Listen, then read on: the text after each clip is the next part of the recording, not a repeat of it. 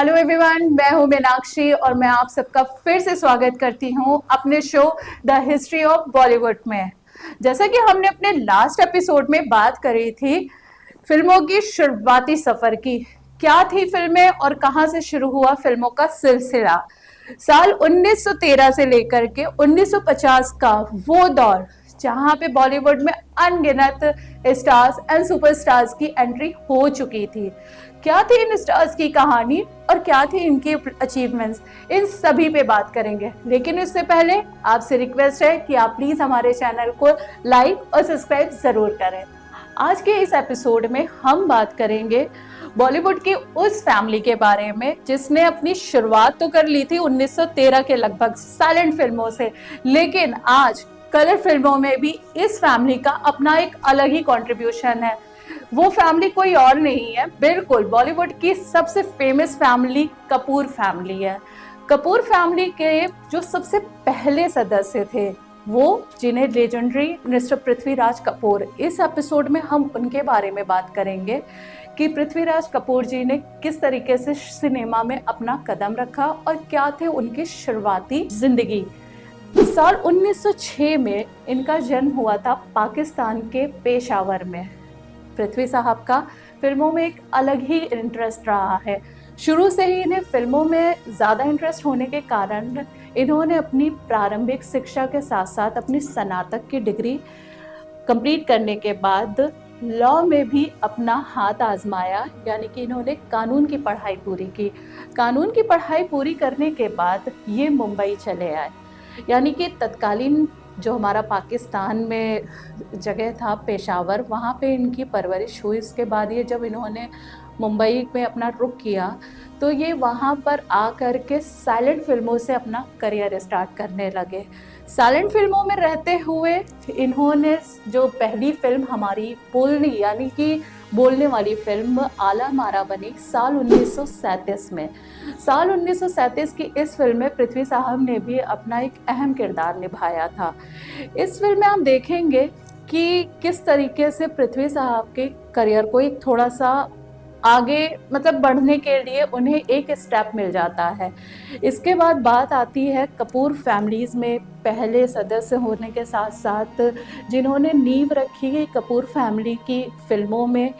ये अपनी पूरी फैमिली में पहले सदस्य थे जिन्होंने फिल्मों में अपना करियर बनाया। फिल्मों में अपना करियर बनाने के साथ साथ ये यहाँ पे सिलसिला रुका नहीं।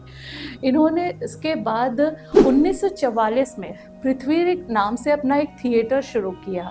इस थिएटर का मुख्य कार्य ये होता था कि ये देश विदेश में अपनी कला का प्रदर्शन करते थे थिएटर्स के माध्यम से, जो कि आज भी अपने आप में एक फेमस जगह मानी जाती है, पृथ्वी थिएटर्स मुंबई में। इसके बाद इन्होंने जो विवाह था इनका, तो उन्होंने शादी करी थी राम सकरानी नाम की जो इनकी बीवी थी, उनसे उन्होंने शादी की थी। इसके बाद इनके 3 पुत्र हुए, मिस्टर राज कपूर, शमी कपूर एंड शशि कपूर। पृथ्वी साहब के 3 बच्चों में से राज कपूर साहब ने उनके सिलसिले को और भी आगे जो पहचान थी उसे दिलाई और शोमैन के साथ साथ उन्होंने सिनेमा में अपना अहम किरदार निभाया। जैसा कि पृथ्वी साहब एक कलाकार होने के साथ साथ एक फिल्म निर्माता भी थे और उसी चीज़ को राज कपूर साहब ने भी फॉलो किया। वो एक एक्टर होने के साथ साथ एक फिल्म मेकर थे।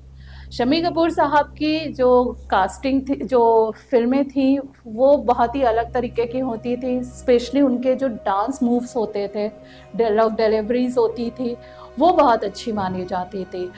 इसके बाद बात करेंगे थोड़ी सी शशि कपूर साहब की। वो अपने आप में एक इंटरनेशनल एक्टर माने गए क्योंकि वो शुरुआत से ही बाहर की फिल्मों एंड थिएटर्स में उनका ज़्यादा इंटरेस्ट रहा।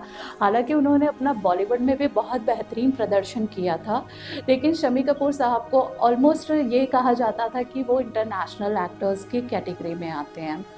इसके बाद राज कपूर साहब के भी 3 पुत्र हुए, रणधीर कपूर, ऋषि कपूर और राजीव कपूर। इसमें से सबसे ज़्यादा अगर देखा जाए तो ऋषि साहब का बहुत ज़्यादा कंट्रीब्यूशन रहा बॉलीवुड में अभिनय के क्षेत्र में। और उसके बाद उनकी इस प्रथा को उनके बेटे रणबीर, जो आज भी काफ़ी ज़्यादा एक्टिव और अच्छे प्रोजेक्ट्स के साथ हमारे सामने आते हैं, और रणधीर कपूर की जो बेटियां हैं यानी कि कपूर सिस्टर्स, ये सिस्टर्स पहली लड़कियां थीं कपूर ख़ानदान की जिन्होंने फिल्मों में कदम रखा। करिश्मा कपूर जो कि पहली ऐसी एक्ट्रेस थी जिन्होंने कपूर ख़ानदान के उस ब्रेक को तोड़ करके फिल्मों में अपना कदम रखा। ये सारी चीज़ें आसान नहीं थी।